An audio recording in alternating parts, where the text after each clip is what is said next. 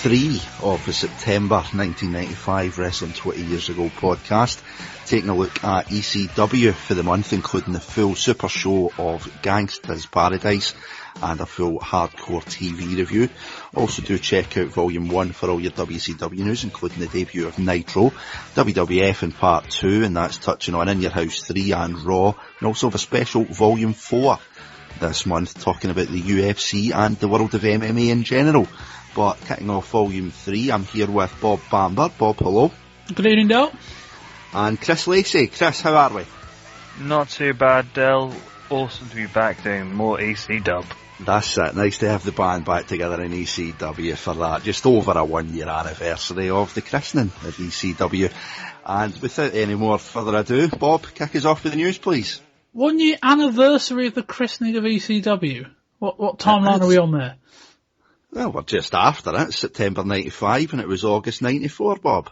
Oh, it was the first show. Oh, the first specialist ECW bit we did. Yeah. There we go. Alright. See, maybe I remember these big landmarks in this podcast history, Bob. But well, if you invent landmarks to remember, then you're more likely to. But anyway. I'm just happy you fully understood the meaning of the word anniversary this time. Well, there we go.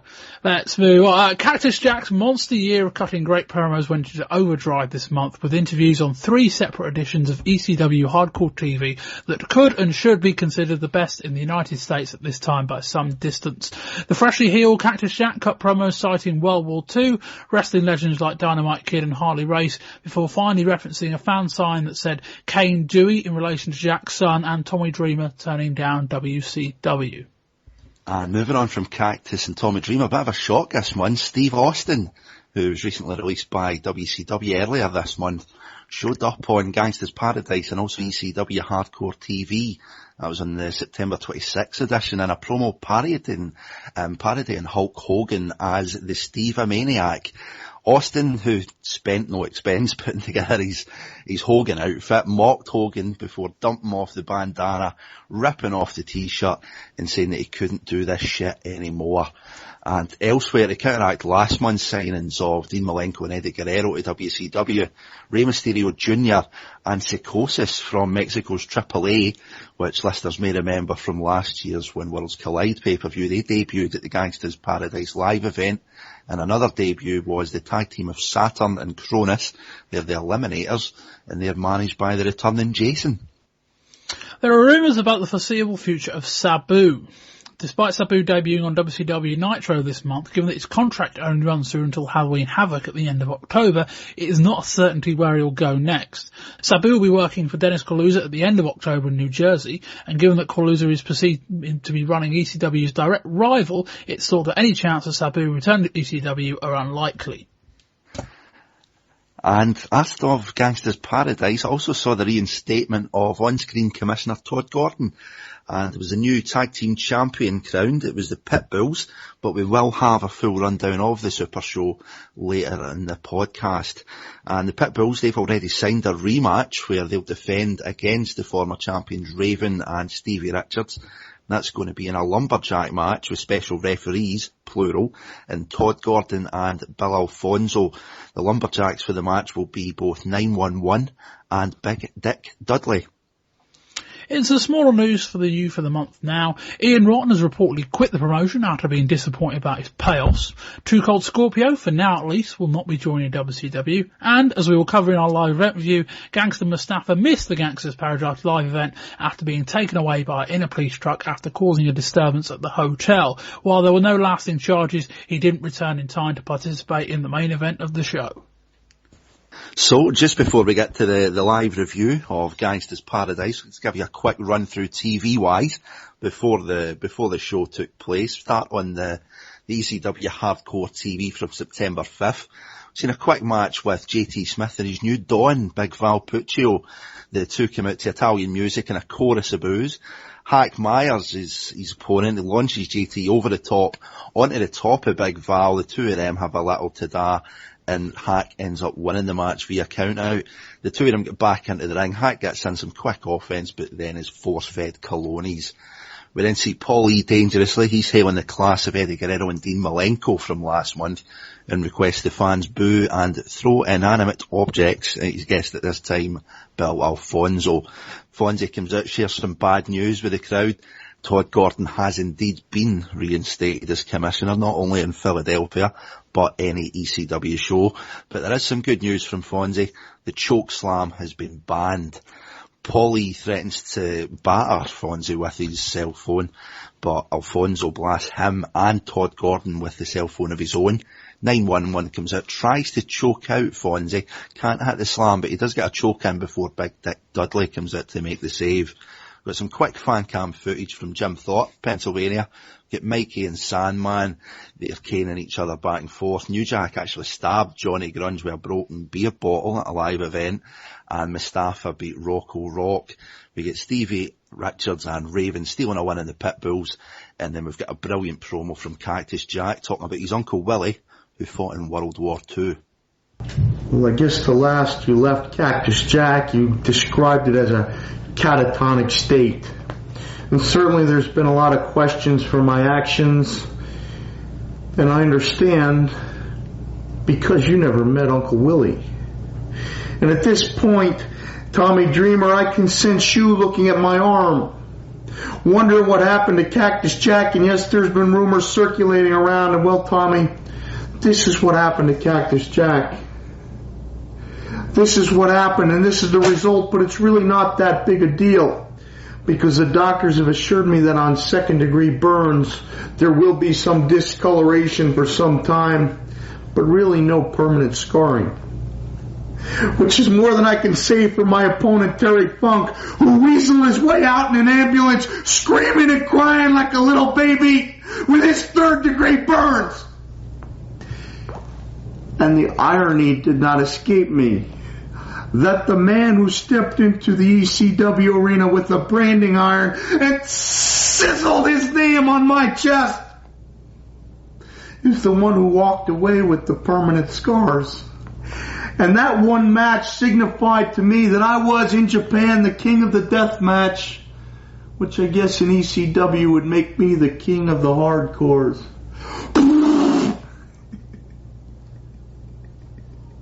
Because my Uncle Willie knew all about Japan. You see, Tommy Dreamer, you never met my Uncle Willie. Neither did I, because he's been dead for 50 years. But I always felt like I knew him because there was a big picture of my Uncle Willie at 18 years old, ready to save the world, hanging up in the hallway of my home in East Setauket. And every day I'd see my dad almost get down and genuflect in front of that picture. Almost like you used to do in front of my picture, Tommy Dreamer. Because Uncle Willie was a hero. You see, Uncle Willie was on the boat that brought the bomb over to Japan to save the day for the good guys. Now, what happened to that boat after it delivered the bomb is a well-known story, and although they never saw or found Uncle Willie's body, we've all got a pretty good idea of what happened.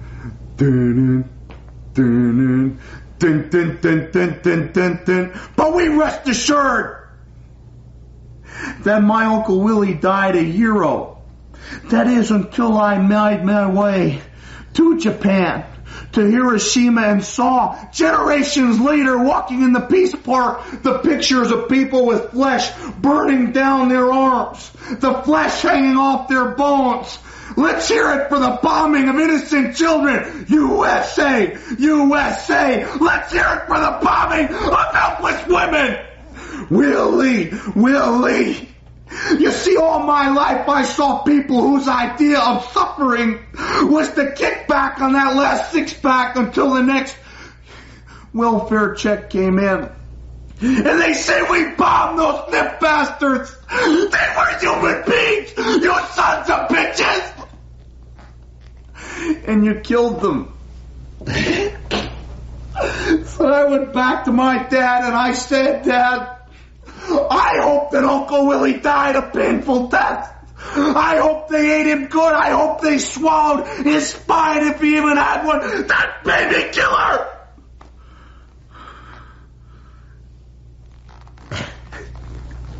And for the first time since the infamous 1968 Parsonage Road spanking, my dad hit me. And he said, take a look at yourself, son. Take a look at the scars. Take a look at the burns. And take a look at the missing body parts and find out that the same thing that makes those Japanese wrestlers so tough is the same reason that we had to sacrifice 130,000 human lives. Because they keep going and going and going. And the only way to save millions of more lives was by a show of force. And I said, Dad, by whose authority do you believe in the following words you just spoke? And he said, the government of the United States. The government of the United States. And I believed his words. And I looked at that dollar bill and saw that the father of our country was a slave-holding, wig-wearing, wooden-tooth-wearing bastard. And so it's very simple, Tommy Dreamer. If we can sacrifice 130,000 human lives in the goal of a higher purpose, then really the DDT of your head on the mat is pretty damn insignificant news. And if you can trust the government that mutilates babies, then I ought to get the benefit of the doubt. Because I and Raven have a higher purpose. And that thought brings me peace. Bye-bye.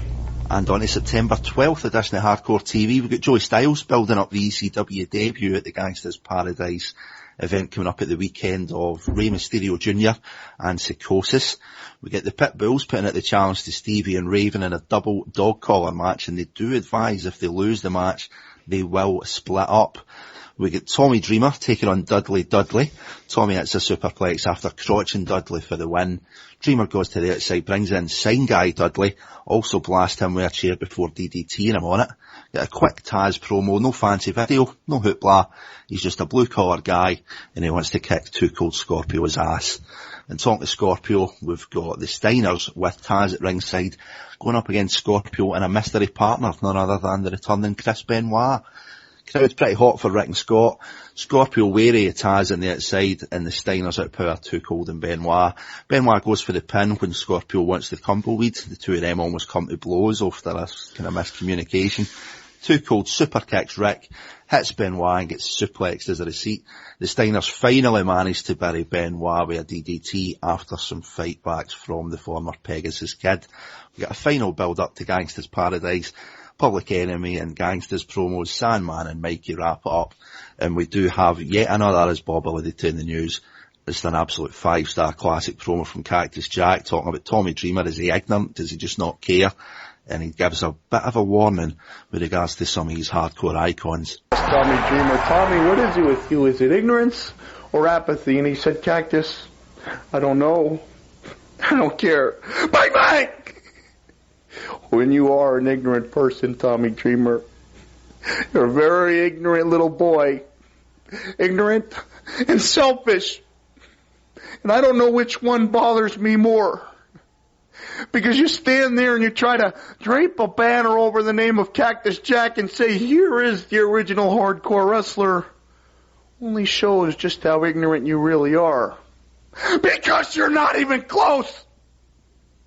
You're not even close. Does the name Ray Stevens mean anything to you? Well, it doesn't mean a lot to the general public because Ray Stevens was one of the original hardcore wrestlers, Tommy. You know where he is now? He's in need of a heart transplant because the years of boozing, partying, and red meat have clogged his arteries to the point where his body is barely functioning.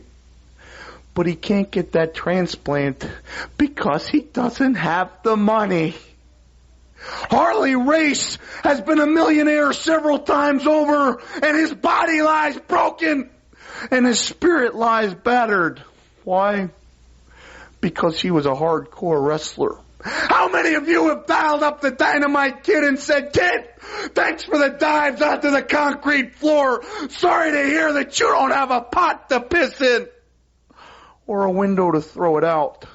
But thanks for the memories." You see, Tommy Dreamer, the problem with being hardcore is, by the very nature of the name, we give of ourselves, of our bodies, of our hearts, and of our souls. And for each one of us who gives, there's bloodthirsty lowlife fans out there only willing to take.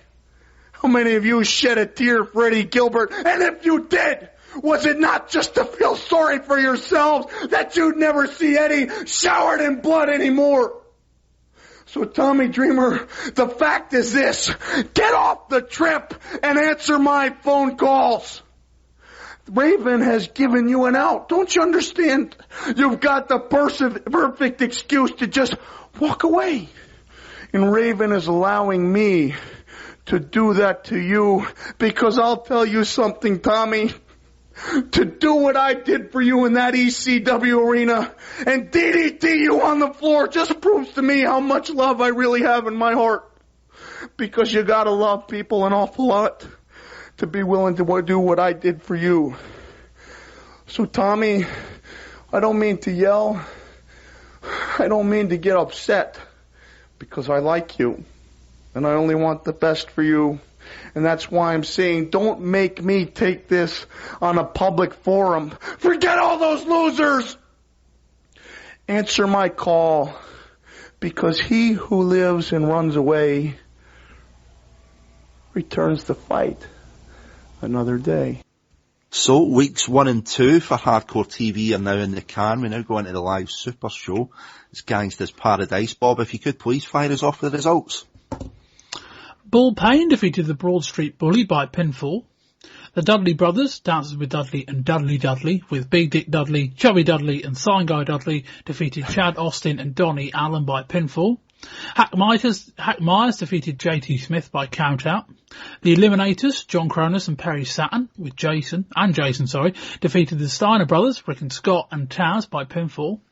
The Pitbulls, Pitbull 1 and 2, defeated Raven and Stevie Richards with Bjorn McGillicuddy by pinfall to win the ECW World Tag Team Championships in a 2 out of 3 falls double dog collar match with interference from, well, just about everybody. Rey Mysterio Jr. defeated Psychosis.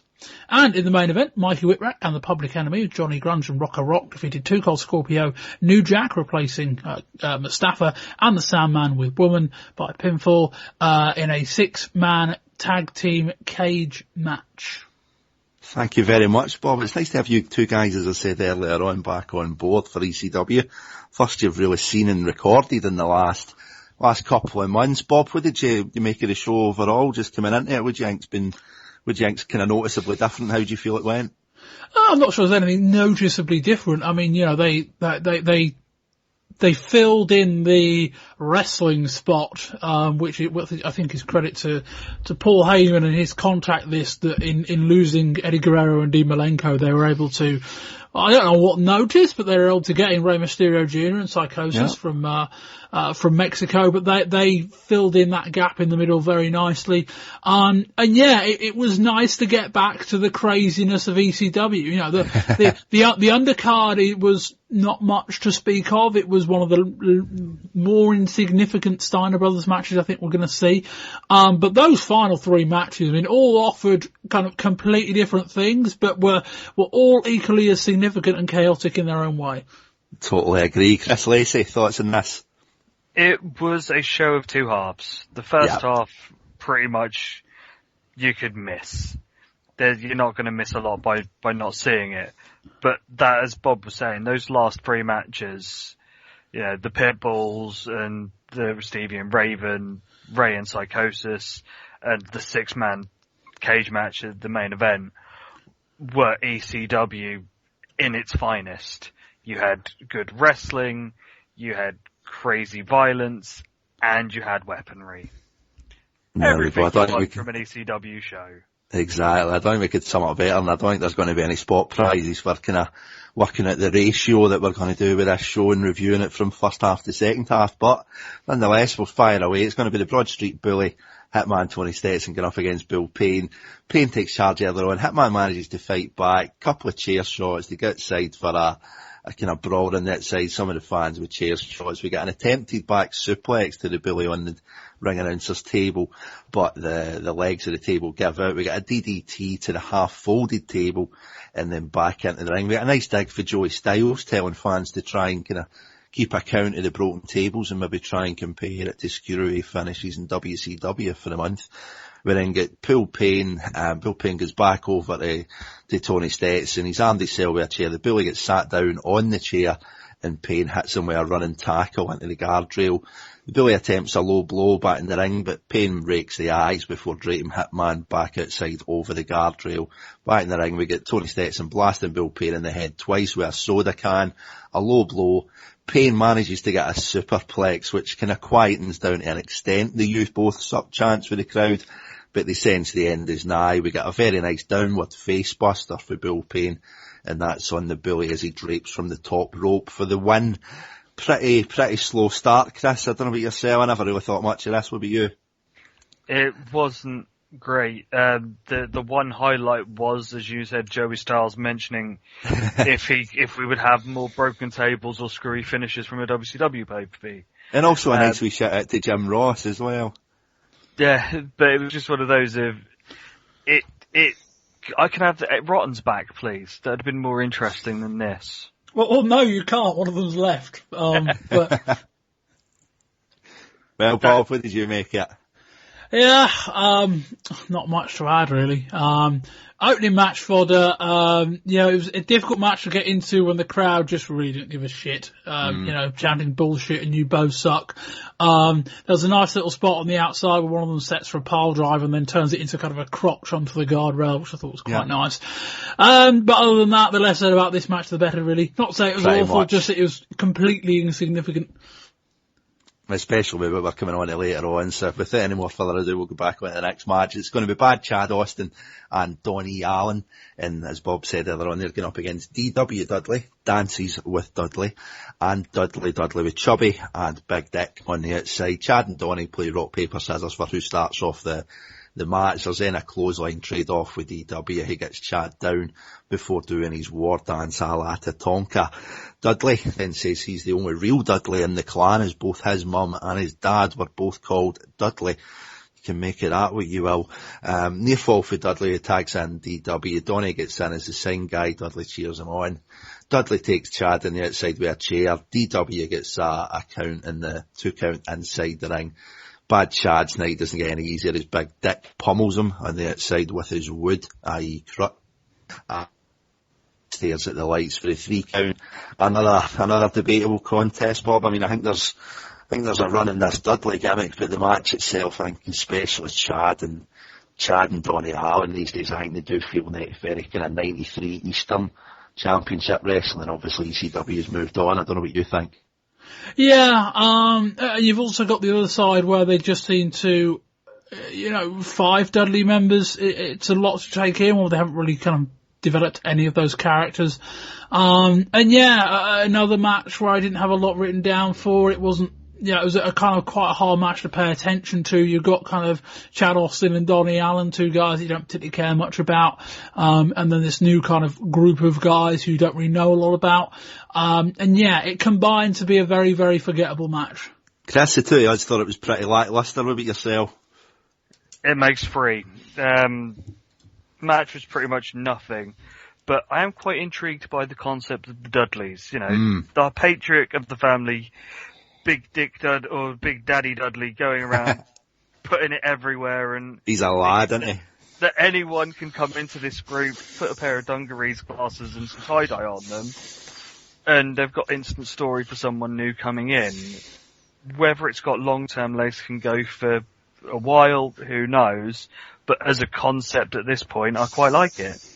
Yep, I totally agree. As I said in the review itself, I do think Chad and Donnie Allen are maybe getting a bit left behind in this kind of 95 Extreme Championship Wrestling, but as the two of you guys say, I think the Dudleys has definitely get intrigue, if nothing else, and God help us if we ever meet Big Daddy Dudley, whoever that poor soul may be. But moving on, we've got JT Smith going up against Hack Myers in the third match.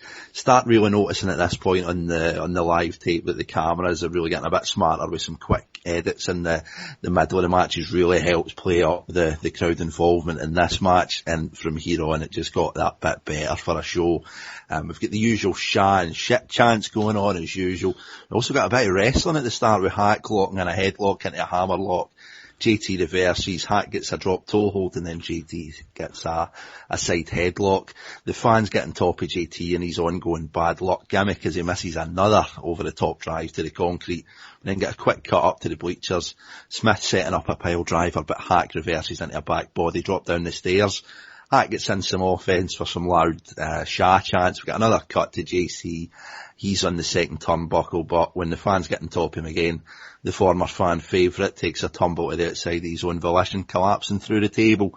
We then get a very strange end to the match where ring announcer Bob Ortiz calls it out for a disqualification, but obviously with JT Smith just falling through that table, can't answer the ref's 10 count, and Hack gets the win.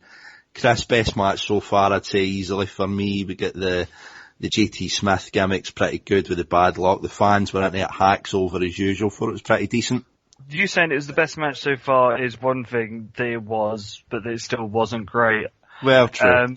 I'm not a massive fan of the Shah and JT Smith. I think maybe it's I've not seen him for the last few months and watched it, that I don't care for him.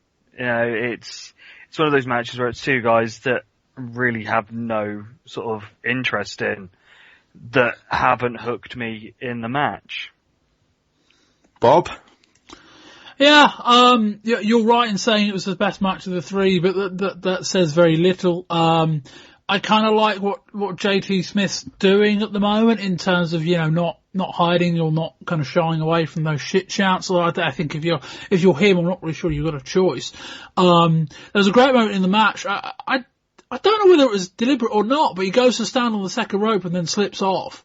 Right at the kind of the crescendo of the shit chants, and it looked really believable. And then there's the bit later on with the kind of the tumble from the top rope to the table. That looked a bit ugly and not in a good way.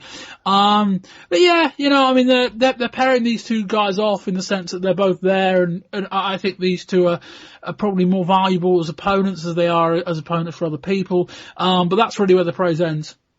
Pretty much. I mean, we don't really see a lot of the kind of enhancement matches these days. We've obviously got the ongoing story in WCW, and if it's WWF with Barry Horowitz, Bob, you're kind of more in touch with that these days. Kind of getting the kind of enhancement talent when you get two of them in the ring and up against each other.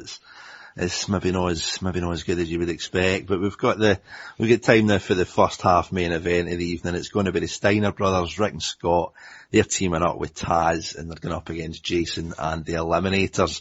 We get Too Cold Scorpio coming out at the start, tag teaming with the Eliminators, but Jason very confident when the Eliminators have got the advantage that they won't need Too Cold, but Taz gets into the match afterwards, not to be outdone. Scorpio cheap shots him in the back of the neck as the bell rings, and as the quick skirmish gets over, the Steiners take out the Eliminators. We get Cronus power slamming Rick, a lovely standing 270-seated senton onto Rick Steiner, but Rick gets back up. Steiner lines both Saturn and Cronus. Scott tags in. Taz lariats Jason on the outside, but pulls his neck a little bit and kind of looks a bit uncomfortable during the rest of the match. He gets back up onto the apron, noticeably struggling. There's a belly to belly in the ring from Scott to Saturn.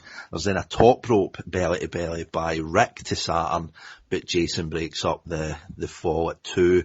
Taz gets in, beats on Jason, leaving the world's sexiest man's face almost imperfect, but a fly kick to the back of the neck lays out Taz, and Scorpio comes in, kicks Taz, rolls Jason over him, and Jason, shockingly enough, gets the pinfall on Taz, and the Steiners and the Eliminators brawl on the outside. Bob, what do you make of this one? For a long match, I didn't take that many notes. I thought the action was good. The Steiners significant enough where you can put them in this kind of match and they can kind of cover from the fact that, the Eliminators are involved. But yeah, I thought there was a lovely kind of somersault leg drop from Cronus in the middle, which was very nice. As for the ending, in terms of, I like what they were doing, I've never been a massive fan of the whole, let's pick on a wrestler that's injured, because I've always thought, well, if the wrestler's got an injury problem, he shouldn't be in the match. Leave him, yeah, and so I've never been a massive believer in, trying to end the match like that, and given that the idea perhaps wasn't terrible, but the execution in terms of the kick itself wasn't great, that probably weakened it a little bit, but not too bad, but probably a bit too long. And I think you're quite right. I think it was actually a match to the kind of longest match of the night. I think we were talking about 20 minutes in this one, and as you say, for what actually happened in it, not a lot. Chris, would you make it? All the suplexes. It's one of those, my little sort of pleasure is watching the Steiners throw people around. And the Eliminators look like they quite like to throw people around too. I think they might have met their match with them too, yeah. And then chuck Taz into it, 5 loads of suplexes. I really enjoyed this. The finish was a bit shitty, but, as a match and seeing people getting lobbed about, I'm up for that. It's true. As the two of you guys say, the full story with Taz, it's kind of hit and miss, where it's like, well, if you want to think about this, especially when we're talking about this month, coming on to especially Volume 4 and getting into the world of UFC and MMA, if we do want to kind of suspend a disbelief in this and kind of add in that competitive element, if you were in a fight and you knew somebody had a dodgy wheel or Taz with his dodgy neck, you would take advantage of it. You've got that side of it, but then at the same time, as you said, Bob, with the delivery of that kick for Scorpio onto Taz, when there is a bit of legitimacy in the injury, you do kind of run that risk of it looking not entirely believable when there is an element where you've got to kind of protect the guy that's in there. So, I think it's kind of hit and miss is probably the fairest ways we can sum it up. So moving on to almost the second half of the show, we then get a tag team title match, and at least on paper it's going to be Raven and Stevie Richards with Beulah McGillicuddy going up against the Pitbulls in their double dog collar match. But as we said, Raven comes at it to start with Beulah, but there's no sign of Stevie. The Pitbulls are pretty focused, fans strongly on their side, but Beulah says Stevie has a broken arm, somewhat kind of called into dispute with Joey Styles on the call, saying he saw Stevie earlier. But they do manage to convince referee Jim Molyneux to make it 2 out of 3 falls, just in case Raven takes an early pinfall, with only having himself defending the belts. Raven then gets pretty much chained to Pitbull 2 with the dog collar, but Pitbull 1 runs to the back on the lookout for Stevie. Raven almost gets hung over the top rope with the dog collar, but 2 goes outside, it beats him down, brings him back into the ring, but out comes Pitbull 1. He's got Stevie Richards, who's got the collar on already, and already has blood all over his face, thanks to Pitbull. Back in the ring, Raven pile drives Pitbull 2 through the table for the first fall, and it's 1-0 to the champions. Pin 2, they get a double DDT from Raven and Steve Richards to the Pitbull 1. Stevie hits one of his super kicks for a near fall. 2 brings in another table and then sets up a super bomb for Stevie, which he manages to deliver. Stevie through the table, and we're tied at 1-1. Stevie bleeding all over the place, but does manage to nail Pitbull 2 with a chair in the crowd. Pitbull 2 and Raven battle into the ring as a third table comes into play. Raven drags Pitbull 2 into Jim Molyneux, and with the referee bump, the Dudleys from the ring, as Bob said earlier on in the results, but then kind of pretty much ensue into bedlam with Dudley and Dances with Dudley coming out to kind of work over the Pitbulls. They then set up 1 and 2 respectively in the corners, and both Stevie and Raven nail super bombs to both Pitbulls 1 and 2, but the Pitbulls channel their inner road warriors, bounce back up and nail both Dudleys and the champions with double DDTs, or DDTs. Dudley takes a super bomb, Dances with Dudley takes a super bomb, and the Bulls regain command. Raven gets pinned for a 2 3/4 when Jim Molyneux gets back up. We get a loud Pitbull chant. 1 manages Stevie, but kind of struggles on the outside with Raven. Stevie goes up to the top, gets crotched. We then get a suplex through the table, but an unchained Raven breaks the count. He's managed to take the chain off, and he gets Pitbull 2 on the outside, set up on not one, but 2 tables. Raven splashes him through the first, elbows at the second, and Pitbull 2 is just out of commission at this point. We get the medics coming out with a stretcher for Pitbull 2. Francine, Stevie's ex-girlfriend, then runs out, gets into a cat fight with Beulah, but Raven then DDTs her. We then get White Meat Babyface, Tommy Dreamer coming in. He chains himself to Raven and looks to be a Pitbull for the night. There's a low blow and a DDT, and Tommy then gets his long-awaited pin on Raven, and Bob Ortiz announces the Pitbulls as the new tag team champions. But post-match, we get Bill Alfonso coming out. He takes the mic. He tells Tommy to stop dreaming. He authorised the 2 out of 3 falls. He didn't need to. He authorised the dog collars. He didn't need to. But allowing an in-match substitute with Tommy, just a step too far. Pinball struck from the record, match is thrown out, and we get recommissioned Commissioner Todd Gordon coming out. He shoves Fonzie, starts the match again.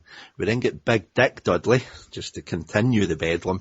He comes out, choke slams Tommy, and as we said in the news, Bill Alfonso has already banned the choke slam, but he's forced to allow it for the night, because Big Dick's already broken that rule, and as soon as it's announced that it's acceptable for one night only, out comes 911, wraps his hand round the neck of Fonzie. The crowd just explodes when 911 finally manages to get the choke slam on his number one target. Tommy Dreamer, Pitbull 1 and 911 stand tall as the crowd chants ECW, but the fans seem to forget the match had restarted. Out comes a groggy Pitbull 2, gets back out, gets up to the turnbuckle, nails both Raven and Stevie Richards in a super duper bomb, and we now officially have new tag team champions, the Hounds of Hell, the Pitbulls. Bob, what do you make of this? Well, where to begin with this? Yeah, I mean, the atmosphere for this match was phenomenal. Yeah. I mean, the crowd was so invested. It really added a few layers to the match. I mean, there's a few things a few things that I might question about everything. Raven found an incredible burst of energy in the first third of the match that didn't really seem to make sense. We got a ref bump, which we didn't really need. I suppose we probably did, with, it allowed Bill Alfonso to come out and all of that. And so I'll maybe let them off that. We got the Pitbulls no selling the super bombs. Raven again kicking out when he really shouldn't have done.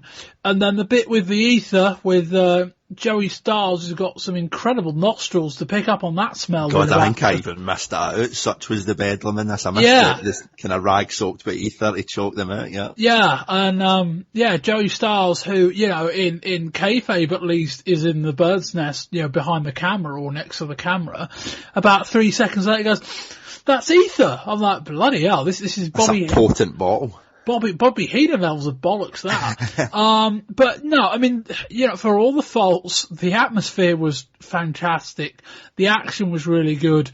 And we also got the other thing where I quite like that, despite the fact Bill Alfonso is a dick, and there was a great moment with him finally getting chokeslammed at the end. The one thing they've done really well with Alfonso is that you really hate him, but at the end of the day, he ultimately, he's always got a point, hasn't he? Yeah, I mean, Tommy Dreamer wasn't in the match. It was an unpopular decision, but Bill Alfonso, while he's correct, will still have leverage, and I thought it was excellent, all told. Yep. Chris, do you agree? It's the best 2 out of 3 falls match that I've seen since AAA last year. Yep. Which, that was the best 2 out of 3 falls match I've ever seen. Where this was great. You had Raven making the mistake of going to 2 out of 3 falls by getting the first fall really quickly. You had, obviously, the second fall going fairly quickly too and evening it up. The fact they went after Stevie and went and found him and he came out in a bloody mess was amazing. There was no selling like the Road Warriors in their prime in the 80s. It had everything, and then you had the clusterfuck in the middle, which just worked so well. The fact that there was absolute chaos. You had the Dudleys out there, you had 911, Tommy, Fonzie, everything worked around this story of this match. The most chaotic scene I think I've seen since the Rumble 94, where Yokozuna has about a dozen guys helping him beat Undertaker. It's that level, as you say, Bedlam's probably the best word. Well, I mean, I don't think you can really sum it up better than you, Bob, when you're mentioning that ether-soaked rag that I had forgot about the match. There was so much. I mean, you had cat fights in the middle, ref bumps, stretcher jobs. It should have been as Chris says, it should have been a cluster. It was. It was. Like, it was really fun to watch, but it was a clusterfuck. Let's not overlook that. But I mean, bells and whistles and smoke and mirrors and Dudleys and cat fights and ether, and it was brilliant. It's not something you could get away with every month or even every year, but it just worked brilliant. And as I say, this is us kind of starting this second half of the show, and as Bob was saying, the atmosphere was like a Roman gladiatorial amphitheater, bowing for blood. And I mean, the crowd knew that it was going to sort of only get better from this point out as well.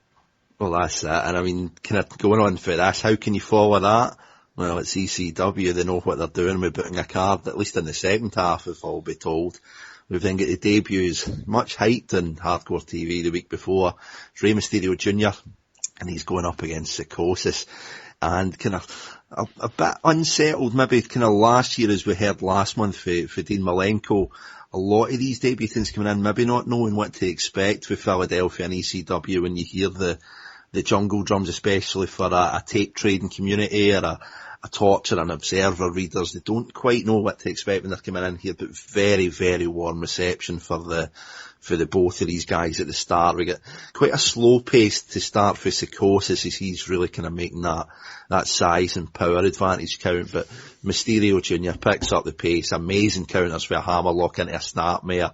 Styles then apologises for his lack of speed and calling the spots. I think it's only fair I do the same, because this was kind of 100-mile-an-hour stuff at times.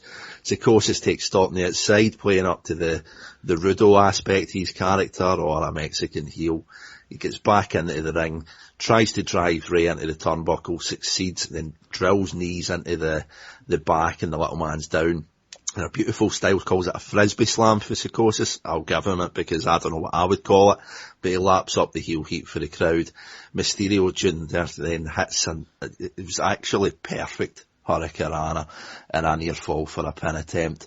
It's a hard chop for Psychosis. Mysterio gives it back, kick to the apron by Psychosis, but Rey monkey flips him to the concrete from the apron. Back in the ring, Mysterio misses a corner splash, then gets a spine buster for Psychosis before going up top, and Psychosis hits a seated senton for a 2.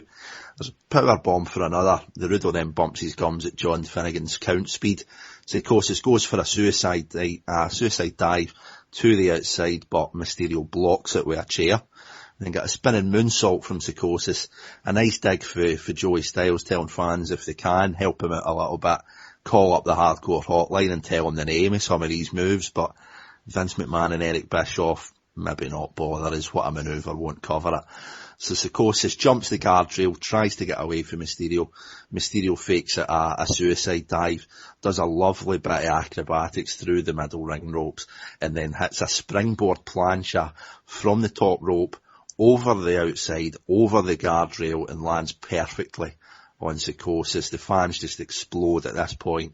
We get back into the ring. They're a top rope Frankensteiner from Rey. He gets the pin.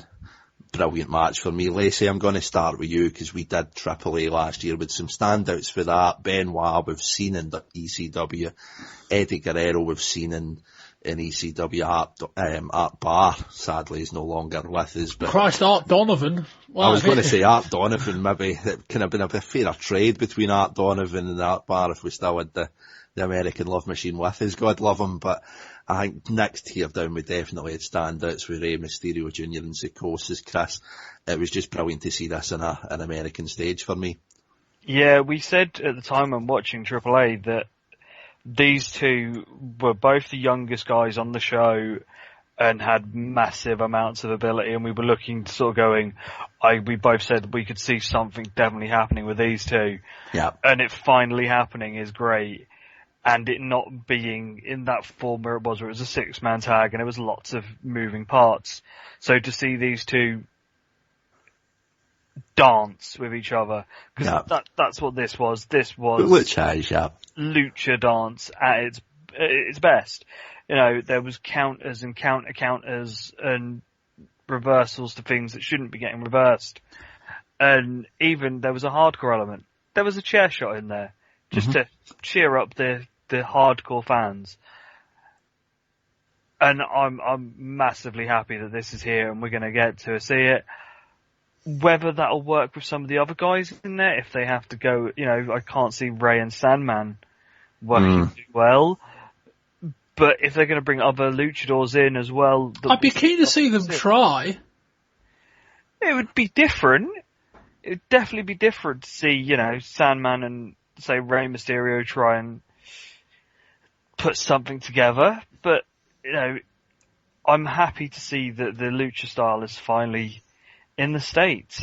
I think the most thing I'd be worried about is that, you know, Sandman would just be backstage with a six-pack just telling him, yep, that's fine, yep, that's fine. 30 seconds into the match, pretend he understands Spanish, yeah. Yeah, they would see.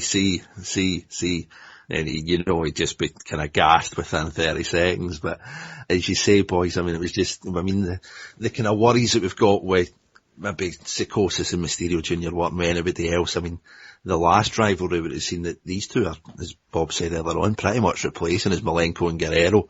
And we got a good half a dozen classics out of them in the house show circuit and kind of doing the live events that ECW's renowned for and then hardcore TV as well. If we can see another few of these, I certainly wouldn't be against it. But kind of going for that kind of utter bedlam of the tag title match onto kind of lucha on an American stage with these two, we then get another out of nowhere where we've got some technical issues backstage as Joey Styles is trying to cut back. Can I comment on that match, Del? Oh, sorry, Bob. Did I not have you? Did I not let you get your say on your No, you didn't. No, you didn't.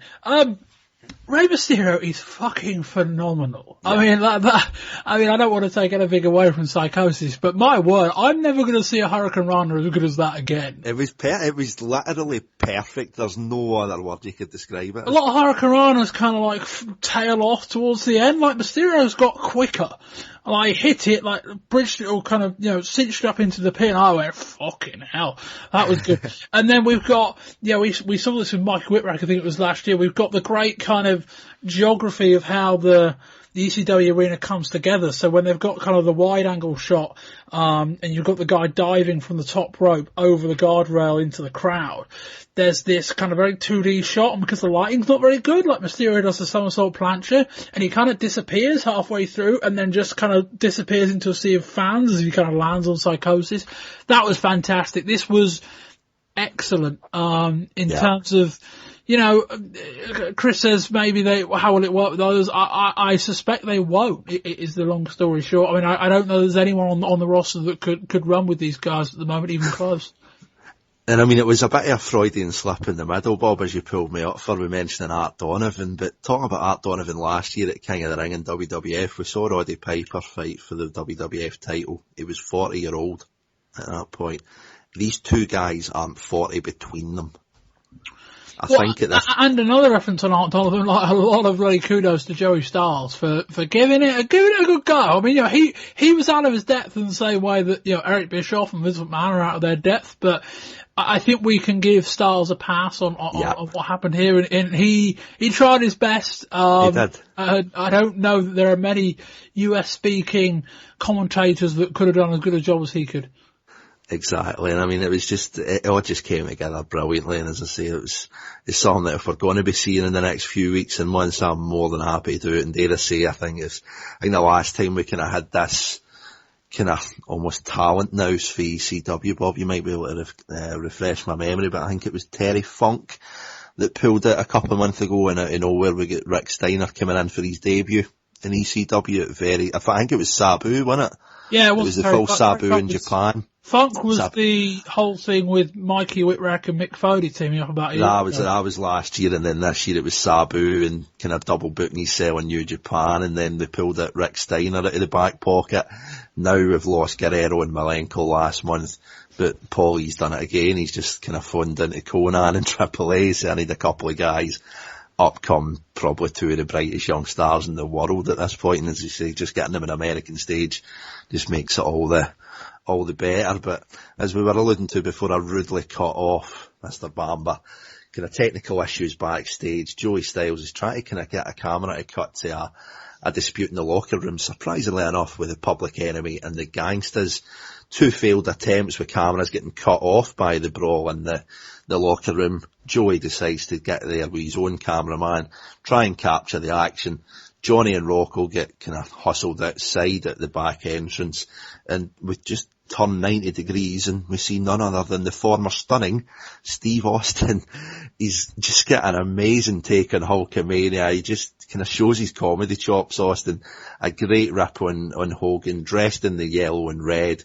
He's complete with the weight belt. He's got the impression brother. Austin then just turns at a total 180, says he isn't going to do this shit anymore, rips the t-shirt, throws the bandana to the floor, and it's just epic stuff. It's probably one of the most underused workers in the game. I mean, I think the last time I remember seeing Steve Austin, he lost to Hacksaw Duggan in 30 seconds. So I mean, I think anything that we see with him in ECW is certainly going to be a bit more impressive than what we've seen the last time. But not without further ado, we will move on to the main event. We'll come back to Steve Austin later in the show just to see what we think we're going to see from him in ECW in the next short while. So main event, it is the Gangstas Paradise match itself. It's basically a steel cage tornado tag match with weapons, and it's going to be the Public Enemy and Mikey Whipwreck, and they're going up against the Sandman, Too Cold Scorpio and New Jack. So as Bob had said in the news, very true to character, we've got a little scuffle with the Philly 5-0 and Mustafa's side. New Jack does comment on it, as only New Jack can, but first out we've got the Public Enemy. They're coming out with Mikey, who's almost unrecognisable in his hoodie get up. He goes to hug ring announcer Bob Ortiz and manages to steal his wallet and his watch. Palms them off to Johnny and Rocco in the 3 pose for ringside photos. We then get Metallica coming on. Out comes the champion, who, with women, looks absolutely amazing, may I say. Scorpio and New Jack follow behind. As I say, we don't have Mustafa Saeed as he's had that run in. But Sandman sits atop the cage with a can. Joey Styles, God love him, tries to get him a sponsorship deal on the call. And we get a call out from Mustafa's tag team partner, New Jack, as I said.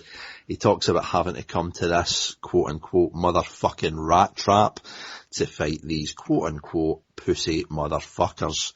Welcome to the danger zone. Rocco then tells Jim Molyneux to keep his eye on that raggedy ass hoe woman. And after a good 4 or 5 minutes of kind of stalling at the start, we get a ring bell, but it does genuinely add to what feels like a really big fight feel to this main event. We've got New Jack and Johnny brawling on the outside. Rocco goes for the Sandman and Scorpio takes Mikey. We've got women trying to poke the cane through the cage. It's kind of like a mesh fencing cage. This one kind of looks a lot better than the WWF's blue cage. It's kind of more like a war game style of cage for this one. Johnny and New Jack get outside the cage. Chair shots round ringside, both of them bleed. Mikey and Sandman then quite worryingly get to the top of the cage, start fighting, and Mikey gets the biggest shots in. Sandman then hanging upside down for the top of the cage into the inside of the ring. Johnny lays at New Jack up at the Eagle's Nest, drops an elbow to the concrete, which New Jack then no sells because he's New Jack. Back suplexes Johnny onto the same concrete, and then goes up to the Eagle's Nest and repays the elbow. New Jack then misses a headbutt from the Eagle's Nest to the concrete. God, it's just New Jack. And back in the ring, we get Rocco bringing in a table and gets a 2 count on Too Cold. Scorpio then rakes the face of Rocco Rock on the cage. Sandman gets a 1 count on Mikey. Johnny then wraps back outside the ring, and the crowd up at almost just at the curtain, and then wraps an electrical wire round New Jack's throat. 2 of these really not holding back, and back in the cage we've got Sandman superplexing a table onto both Mikey and Rocco. Scorpio super kicking Johnny, who gets back inside before New Jack. A third table then finds itself into the cage. Rocco works Sandman and New Jack with a frying pan. The enemy then set up one table, set up a second on top of it, and the Sandman and New Jack get thrown out of the cage door, and the Public Enemy add a third table to the pile. Scorpio gets taken up. He stands in the top of the cage. Rocco joins him. The two of them try to outpower each other, but they pretty much tussle top cage, crash and burn through all three tables in a pretty visually impressive spot. Johnny gets covers Too Cold. Sandman breaks it up with the table debris. The Enemy go to double suplex Sandman for another two. Mikey climbs the cage, but Sandman follows him, looks for a power bomb, but Mikey gets the Frank Mikey, top of the cage for a 2 count. Johnny, Rocco, Scorpio and New Jack are all brawling in the aisle, leaving just the champion and the challenger alone. Mikey goes back up, channels his inner Jimmy Snuka, and splashes Sandman from the top of the cage for the 3 count. Boys, what did we make of this match for a main event? Starting off with yourself, Bob. This was really good. Again, in terms of where the atmosphere can really help deliver as part of the match, and that certainly did from the crowd. I mean, your description of the match was very good in that there was chaos really throughout, which is kind of what you'd expect from this 6. But I really like what they did with Mikey Whipwreck, kind of, having him be accepted by the Public Enemy as well as kind of having him dress up like that. I thought was really good. The triple table spot was as brutal and as dangerous as it looks, and I kind of found it quite interesting that early on all the guys seemed to be a little bit wary about standing on the cage, and then towards the end they just went, screw it. But yeah, an excellent finish as well, like a really good visual. As you say, they kind of cleared off the 2 tag teams and just left Mikey with Sandman, and a really good visual, again benefiting from the wide angle shot from the Eagle's Nest of Mikey kind of playing his hands wide and then doing the splash. Excellent stuff. Chris, what about yourself? How was this for a crescendo to your live event? It was everything that you want from ECW. There was massive spots that just baffle the mind on why people are thinking, that's a good idea, let's do that. The triple table spot being that New Jack diving and missing onto the concrete. A headbutt nonetheless. I know, it's not big or clever, and I can't imagine him doing too many of them. The moonsault leg sweep was great. That was in Mikey. I now have a feeling that, he is the number 1 contender, and we need to be seeing him more often. And I can see a title run in his future. Dare I say, just at the end of the match report, just before I kind of come back to you, Chris, we did have the very, very ominous sounding words of Johnny Grunge, and it was to Mikey of, "Hey champ," and it kind of sent a bit of a shiver up my spine. You might not be too wrong there, Chris, I don't think. Well, he deserves it. He's been sort of improving every time we see him, and in this match, he was great. The only thing that I did have was at one point when everyone was going their different ways, it was a little bit hard to follow. But then that's what happens whenever you have 6 guys in a ring or in a match that aren't all in the ring at the same time and wandering off. It can get a bit hard to make sure you're seeing what's going on everywhere. But you can't say it's bad when you see some of the stuff that they do.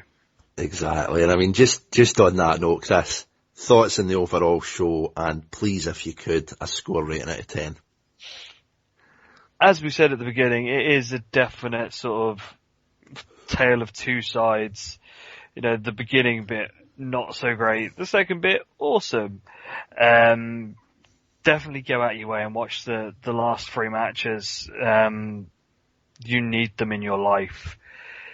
And for the last 3 matches on their own, I've given it a 7. Thank you very much, Chris. Bobby Bamber, thoughts on the show and a rating out of 10, if you please. Yeah, I mean, we buzzed over the opening 4 matches, but I think it's, we review a lot of shows, across the board where, the early card drags the show down. This didn't do that. if an undercard can be anything, be like this. When you've got those three kind of main events, if you like, the undercard needs to be as forgettable as insignificant as what it delivered. The undercard wasn't bad. It was just forgettable. It was fine.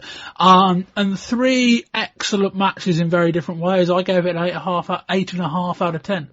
Thank you very much. I do agree with you, boys. I mean, it's, as you say, Bob, that first four matches, we see a lot of shows where the main event's good, a couple of decent matches in the middle, but the undercard is so bad, it kind of detracts for the overall picture. This didn't. The three matches at the end of this were amazing, as you say, for different reasons. It's beautiful to see Mysterio Jr. and Psychosis up kind of north of the border. The tag match for the titles was just an absolute cluster, but just worked perfectly. And that main event was brilliant as well, and I think we certainly couldn't be giving it under a 7. I would probably go with 7.5 myself, but as Chris says, if you do get the opportunity to pick up a tape on this, definitely check out those last three matches. Tag titles, lucha match in the middle, sandwich between the main event and that Gangstas Paradise. So overall I would go with 7.5 out of 10. So last couple of wrap-ups for Hardcore TV for the month. Start off with Cactus Jack, and arguably his best promo of the month. He's talking to Tommy Dreamer, telling him about the sacrifice of bearing the cross for the ECW fans, as they're just simply not worth it. He recalls his match with Terry Funk at the start of the year where he gets sliced and diced, but the pain in that match was very, very quickly taken away when he saw a sign in the crowd that stated Kane Dewey, Foley's 3-year-old little boy. And Joey Styles talks about Big Dick Dudley's knee after an apparent truck crash. Big Dick now has 10 pins, 37 staples, and 100 stitches. We then get Tommy Dreamer's kind of first words in response to Cactus. Very somber Dreamer sitting backstage where he kind of tells Cactus about he's just lying to the fans. It was Hardcore that gave him the life that he has. Hardcore, it's more about chairs and weapons and blood. It's about giving your all. And the ECW chants from the fans are a thank you. Tommy himself, Rocco Rock, Taz, Johnny Grunge, Mikey, they might not be on Megabucks, but they should be. And Cactus, he might not be able to change your mind, but Tommy will die trying if he has to. We've got a quick vignette placing the pieces of the Cactus Tommy Raven jigsaw together for the last few months. We then get a bit of a closer look at D.W. Dudley, Dances with Dudley, talking in his native tongue. Finish off September 19th with a full replay of the double dog collar match at Gangstas Paradise that we've just reviewed, where the Pitbulls won the tag belts. And without further ado, Cactus Jack. More than anyone else in that ECW dressing room, Tommy Dreamer, maybe more than anybody else in the wrestling industry, you are willing to pay the price, to sweat, to bleed, to suffer. You're willing to bear that cross. And I say, Tommy, don't do it. Because you see, in order to sacrifice and bear that cross for them, it means I've got to suffer too. And I'm telling you from the voice of experience that they're not worth it, Tommy. They're not worth it. You see, you've got the choice, not me. I made my bed of nails and now I've got no other choice but to be powerbombed on it. But you see, Tommy, the world is smiling at you. The wrestling business is smiling at you. And don't you frown back on it. I'm going to take you back to a very deciding point in my life. A time when I believed in something. A time when I thought that my face and my name meant a difference. Do you remember the night, Tommy Dreamer? Because it's embedded in my skull. It's embedded in my heart. And it's embedded in every nightmare that I will ever have again. As Terry Funk took a bottle and began slicing and dicing Cactus Jack. The pain was so much, Tommy, that I'll be honest with you, I wanted to say, I quit, Terry Funk, I give. I waved the flag and I'm a coward. Please don't cut me anymore. When I saw my saving grace, you see, Tommy, I looked out into that audience, my adoring crowd, and I saw two simple words that changed my life. Kane, Dewey. Somebody had taken the time and the effort and the thought to make a sign that said Kane, Dewey. And I saw other people around as every moment in my life stopped and focused in on that sign. And the pain that shot through my body became a distant memory, replaced by the pain that will be embedded in my skull till my dying day. Kane Dewey. Kane Dewey. Dewey Foley is a 3-year-old boy. You sick sons of bitches! You ripped out my heart! You took everything I believed in and you flushed it down the damn toilet! You flushed my heart! You flushed my soul! And now it sickens me to sit back and see other people making the same mistake. You see, Tommy Dreamer, I gotta listen to my little boy every day of my life say, Daddy, I miss Atlanta, and I say it's too bad, son, because your dad traded in the Victorian house for a sweat box in Long Island. Your dad traded in $100,000 contract, guaranteed money, insurance, respect,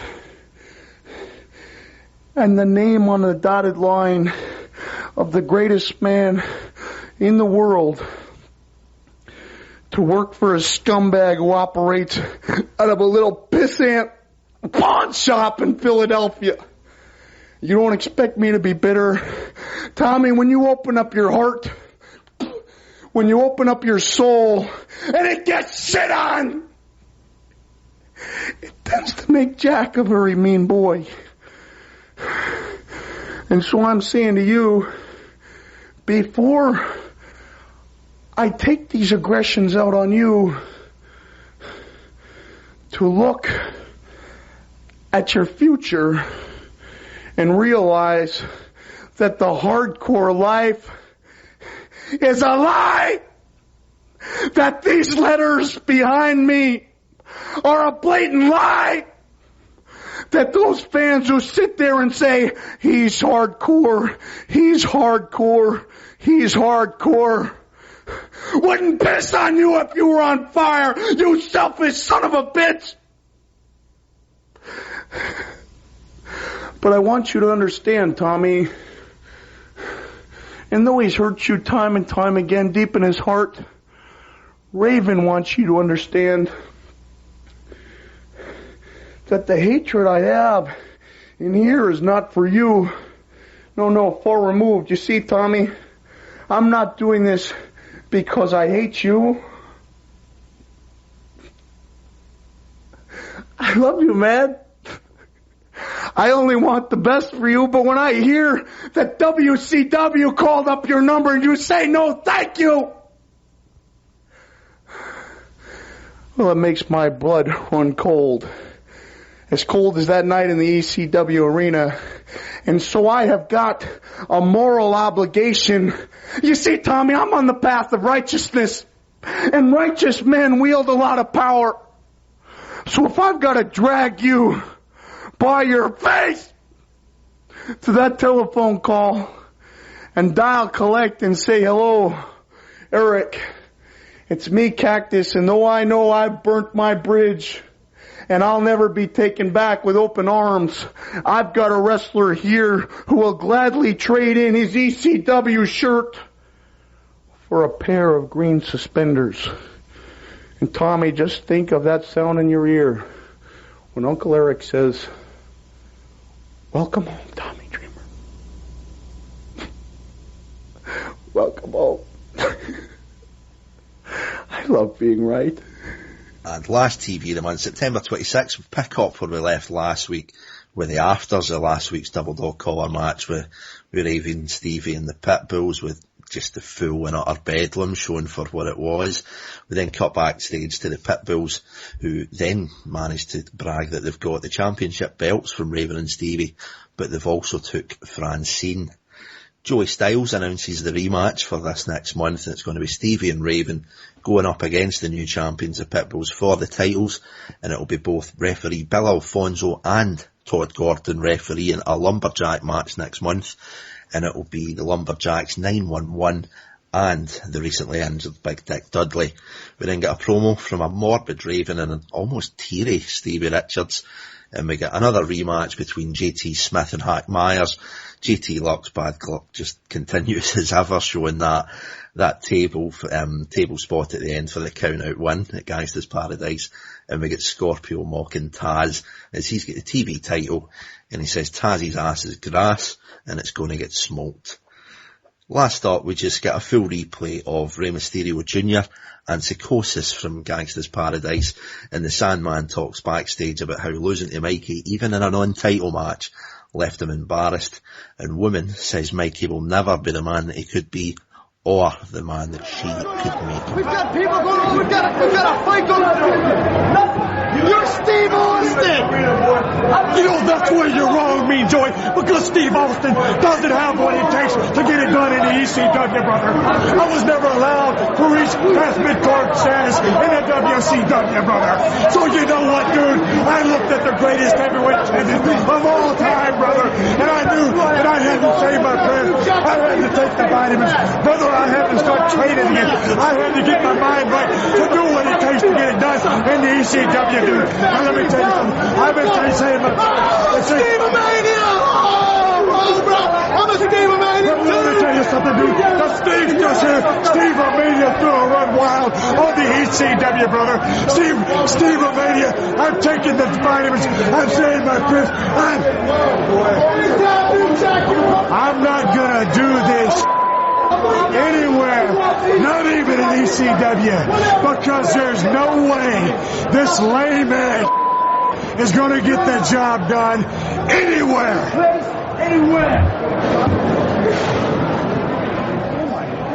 Now, gentlemen, we've had some incredibly impressive wrestling this month, whether it's lucha, whether it's hardcore, whether it's title matches, Gangstas Paradise, but one of the standouts has got to be this Steve Austin story. We've just heard Austin there with his take on Hulkamania or Stevie Mania. It just totally took me for left field, Bob. I know you're an avid Torch and Observer reader. Did you have any idea about this coming? And what do you make of Austin and ECW? Where do you see them take them? Well, I guess it depends how you define having an idea and knowing something that's coming. I mean, there were talks earlier this year that guys like Austin and Pellman and guys like that were on kind of quite big contracts were in danger of being taken off because the company were looking to cut costs. Now, that was a few months back. And obviously what's happened since then with, the announcement of the debut of Nitro and the signings of the likes of Benoit, Guerrero, Malenko, guys like that.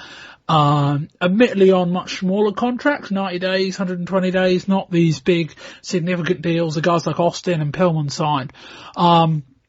But in terms of what happened, I think I don't want to say it makes a lot of sense, but it was clear that Austin was on quite a big paycheck and they didn't see him in that realm. And so that's kind of, how contracts come to an end. If a company feels you're worth less than what you're being paid, then that's kind of how these things can end. Austin turned up pretty sharpish. I mean, apparently he was released on the 15th of September, and this show was the next day, I think. 16th, yeah. And so, I presume he knew it was coming. A release can precede, a week or two's notice, that kind of thing. In terms of what it was, I thought it was interesting. I wouldn't say I was blown away by it in the sense that, I don't know. I know where Austin's coming from, and it's the kind of audience that will be receptive to the kind of anti-Hogan thing. But from what I know of him, I don't know that parodying Hogan is the kind of best angle for him. That being said, what he did was pretty good. As much as the kind of the yellow vest with Steve-a-mania written on it in black marker looked quite amateurish. When he turned around and walks off, he had the full yellow belt and red trousers. Yeah, the Steve-a-mania weight belt, yeah. And that looks certainly a lot more impressive. I actually thought the best moment of the entire segment was Austin's rattling through and the camera just pans out and Johnny Grunge walks up and goes, "It's Steve-a-mania!" It's Steve Austin! Yeah. Like that. I thought that was probably the best part of it. But yeah, no, I like how they debuted him. Austin, I presume, has got a lot of control over what he's going to be doing with them. So, I don't know whether I'd have been doing the Hogan impression first up, but I guess it fits the story he's probably going to try and tell, which is of the hard worker who was held back by Hulk Hogan in WCW, which is completely true. So I guess if this is a lead on to something more important, then fair enough.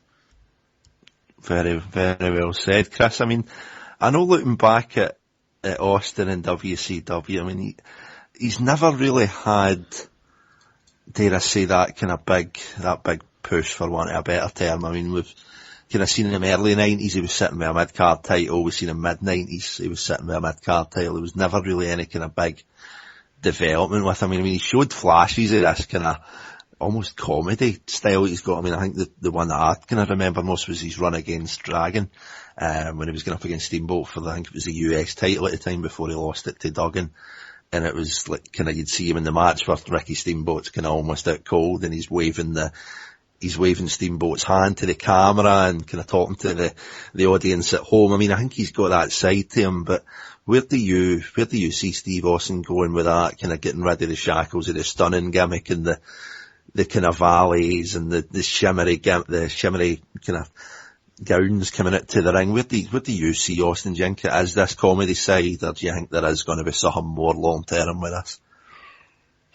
The thing with Austin was, in WCW for a long time now, he's been bouncing all over the place with lots of little mini sort of changes here and there. He went from, obviously, with Heyman back when he was in the Dangerous Alliance. You had him with Pillman in the tag team as Hollywood Blondes. He's been put with random people here and there. At one point he was with Colonel Parker. He was with Hardy Race quite briefly as well. Briefly, sorry. He's never been doing one thing for a set period. So we've never had a true representation of what he is and what he can be. I'm thinking here in ECW, with no restrictions on what he wants to do, because obviously, as we've seen with everyone else, you bring yourself to the party and, you're allowed to flourish and do as you see fit with your character. And the best bits of that person and what comes out, pushing Steve either as, if he wants to do comedy, he can do that. If he wants to be deadpan and super serious, I can see him doing that just as well. I don't know how much there is on this injury that I heard. That was one of the reasons that they let him go. He's got 4 weeks, I think. When at the time the report came out, they said 6. So he had on 2 for between then and when we're recording now. I think it's another month and a bit. On what they're going to do with him for that and how much in ring he's going to be. Seeing him in his stuff with the Dragon, I wouldn't want to see him coming in, swinging chairs and being the hardcore guy, but he could quite easily be the wrestling in ECW. I mean, I think you bring up a good point there with this Dangerous Alliance situation back at the turn of the decade, Chris. I mean, I think, as Bob alluded to, it was very quick turnaround for this kind of contract termination up to the turning up in Philadelphia. I mean, you're talking a 24-hour turnaround, which he'd have had more notice than that. I mean, I doubt he picked up the phone to. Well, that's true. I mean, I don't think he's going to get. Yeah, I mean, it is a quick turnaround nonetheless. But I mean, I think it does certainly show that I think Paulie might have the same faith now as he did back in the kind of heady days when he was with WCW and that alliance, when you had like the main event guys, like you'd an Arn Anderson there, you'd a Larry Zbyszko, a Rick Rude, even a Bobby Eaton to an extent, but Austin was seen as the next guy where he could kind of come in and sit under that tree and sit in the car going town to town and kind of learn from these guys. I mean, I think he does definitely seem to still have that focus in him, but as you say, I think with Dean and Eddy going last month, and then it seems to be filled in with the Lucha guys coming up, we can't really see Austin in that kind of main event, kind of bloodbath situation. I mean, I think he is going to have quite a lot of stroke in what he's what he's doing. It's just kind of trying to find that place. But I mean, and the other thing we know is that Heenan loves him. I mean, that's that's one of the things. You know, there are certain people who think he's got it, and Heenan's probably top of that list. There was the stories last year where Heenan was trying to get Austin on more than one occasion when ECW had these kind of deals going with WCW in terms of talent trades. One was by choice and one was by well, I think there was a story with Pillman, when there was Pillman that ended up coming in as there was the full Arn Anderson situation. There was Arn come in, Pillman come in, but they wanted Austin, didn't they? Well, there was one in April where they had the deal over. I think it was Slamboree in Philadelphia in May. WCW contacted ECW and said, we want to advertise on your TV program in the local area, and so they said, fine, send us some talent. Now Heyman wanted, I think, Austin and Pillman in that instance, and they ended up getting, I think it was Bobby Eaton and Arn Anderson. Fast forward the clock 6 months, and coming back to what we referenced earlier, the When's Worlds Collide show. When Worlds Collide is a name that ECW used in the past. I'm still not quite sure how that legally got that far anyway, but by the by, as a part of the settlement, Heyman said, we'll have Austin and we'll have Sensuous Sister Sherry, whatever they were calling her at that point. And basically Austin, quote unquote, got injured. Now, I think he did get injured, but there was a lot of suspicion in ECW parts in terms of how legitimate that injury was. Austin didn't end up coming in and Pillman did. But long story short is that one, as Chris referenced, Heyman is a big fan of Austin. He worked with him as part of the Dangerous Alliance and all of that. And now he's actually got the chance to use him. I suspect they will get the title on him as soon as they can, I would think. Obviously Austin's got injury issues, but if he can wrestle the Sandman, he doesn't have to be fully fit, depending on what his injury is. He could wrestle a weapons match if he wanted to. But I would think that depending on how long Austin's here, whether he goes to the WWF or whether he goes to Japan, both are very possible. I would think they'll try and get the title on him as quickly as they can and maybe bridge it off him either back to Sandman or to Mikey Whipwreck. Well, dare I say, Bob, just kind of summing up on the Austin situation for where it might go in the next couple of months. You mentioned there about the WCW talent trade-off and Sherry Martel's involvement in that. Sherry Martel came in and worked with Shane Douglas. Shane Douglas is obviously now Dean Douglas and he's in New York. Is it beyond the realms of possibility they may see Austin as a new Shane Douglas and maybe getting him on top of the card? He's got the kind of mechanical I'd be surprised if they've got the same number of dates on Austin as they had on Douglas. I mean, Douglas worked and lived in the area. That was why he was always available for the shows. Very true. Austin, I think, still lives in Texas, I would think, depending on where he is now, depending where he trains. But yeah, I don't know is the answer in short. I guess if Heyman's willing to pay him, I guess he's going to come in. But Austin, I would think, once he's fit, might have aspirations of Japan, if nothing else. Just because, he's used to earning a fair chunk of money in WCW. $200,000 a year is not something to be sniffed at. And if he's earning, say, $1,000 a shot with ECW, that's a lot less when you're working 2 or 3 nights a month. So yeah, the idea is sound, but I think in execution, I'm not sure it'll stand up. And moving on from Steve Austin, Bob, I spoke about it last month with Tom Martin and Kieran Mitchell. I mean, Cactus Jack. It's just, I literally don't have words to describe this. I mean, his storytelling. I mean, I think the biggest thing for me this month was, last month we spoke about WCW and Kevin Sullivan and the full Dungeon of Doom situation where he said, it's your own fault for not suspending your disbelief. Cactus doesn't need you to do that. Cactus does it automatically because you just buy in emotionally to this man. I mean, we've heard 3 of the promos this month. There was doubts to start with over this heel turn.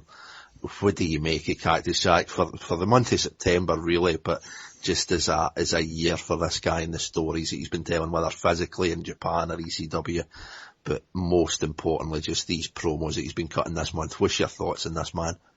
He was a great promo as a face, and he's about a 5 times better promo as a heel. I've been blown away by those promos. I mean, I think my favourite one of the 3 was probably the first one where he was talking about, the Japanese connection, his Uncle Willie and all of that. But they were all excellent, and it's just like, holy shit, this guy can talk. You know, in terms of, there's nobody close right now. I mean, Flair can rattle off a good promo as given the opportunity. Flair could get in this ballpark.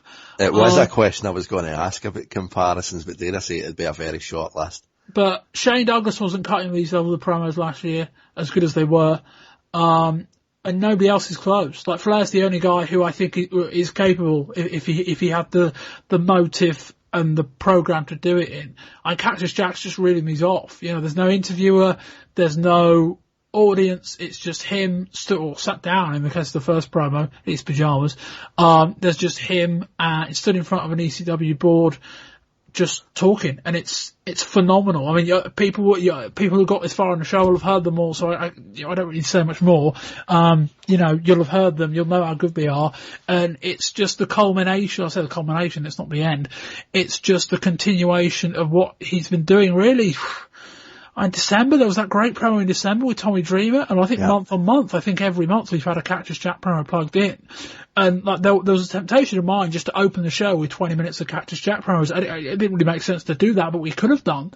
I think there's probably even an argument we don't even need to come on the mic this month, just put Cactus out there and just play them. Just, you want to listen to ECW, listen to that. Given the technical problems we had earlier in the show, we were about 5 or 10 minutes away from doing just that. But yeah, fantastic. I don't know how to praise it any better. It's in a league of its own. That nobody's close to this right now. Flair could be, but he's not. Chris Lacey, Cactus Jack. Oh my, who would have thought that he could do this time after time and get better with every single promo? Unlike Bob, my favourite one for the month was the last one with Kane Dewey. Yeah. You know, as a dad, hearing, you know, someone go on about them seeing them want to beat their child, you know, what sort of a level of person is in that crowd that's shouting that to you? Why would you ever want to go there and do anything for them ever again? I could see why and where Cactus is going with this character change of being anti-hardcore and not wanting to sort of bail for the blood for these people. He doesn't need to do it. He shouldn't have to do it. And it's being told so well. And it's just him in a room.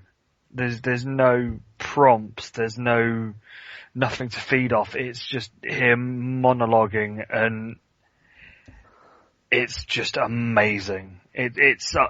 If wrestling could be giving Oscars, he would get the Best Actor Oscar for just those monologues. I don't think the Kane Dewey bit was particularly the best part of that promo. The part of the promo that made a lot more sense was the time with Dreamer. Now, obviously, he's referencing Dreamer turning down WCW. I don't know that for a fact, but I'm guessing it was more than the PW Torch report we got a couple of months back. But the bit about the whole, you know, I love you, this is why I'm doing it. You know, I'm doing this to teach you that this is the wrong move.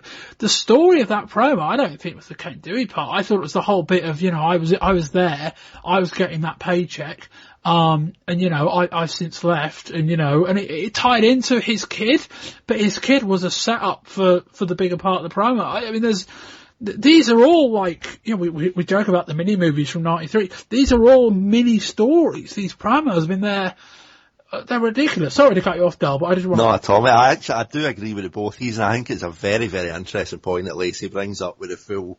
It might be because we have got kids, and it might be because they are run about the kind of same age as Dewey Foley, and I think it's kind of similar to the full Bill Alfonso situation. The best villains tell the truth, but then it's how they embellish it, and I think that's when it comes on to your point, Bob, about tying it into Dreamer. And the kind of WCW story and doing it because he loves him. It's like, you've got to plant the seed of truth, and then what makes you the villain as opposed to the hero is where you build the branches outward for that. I think he mentioned green braces in that bit about WCW. I thought, wow, that's a good line. But yeah, I say that like it stood out. It didn't in a way, in that everything stood out. Everything. I mean, I don't think there's really a better way to sum up the month than that than just kind of re-listening to this show and those Cactus Jack promos. If you can, check out the last 3 matches for that Gangstas Paradise. But as always, there's the kind of dubiety of where the new generation's going in New York. There's a full Nitro situation in WCW, which Bob and the boys have already went nigh on 3 hours on. But ECW just continues to be as consistent as anything in the country, or dare I say the world. And kind of looking back last month before we were losing Dean and Eddy, I think we maybe had our doubts leading into this month where they were going to take it. Is it just going to be back to the Ian and Axel Rotten 60-minute matches with just pumping blood at each other? We delivered it in ECW, and thank you very much, gentlemen, for going on the journey with me. Back out of 20 years ago mode. Bobby Bamber, it's your project, it's your podcast. Thank you very much for joining me as always. Not a problem at all, Dale. Thank you very much. And you are on Twitter, Bob? Yep. I am on Twitter at Bobby Bamber. Perfect. And Chris Lacey, thanks again for rejoining the band with us. I love coming back for ECW. It's it gives me a reason to rewatch it all, and I'm most happy for it. Well, dare I say you picked a decent month. And Chris, you are on Twitter also, yes? I am there personally at Lacey555666. And professionally? You could follow me at Super Brawls, where we have just passed the year. We are now in the 90s. Oh. We have finished the 80s, and we just recorded Wrestle War 90, and our next show after that features RoboCop. I was going to say, Chris, are we starting a nosedive now in WCW for a while?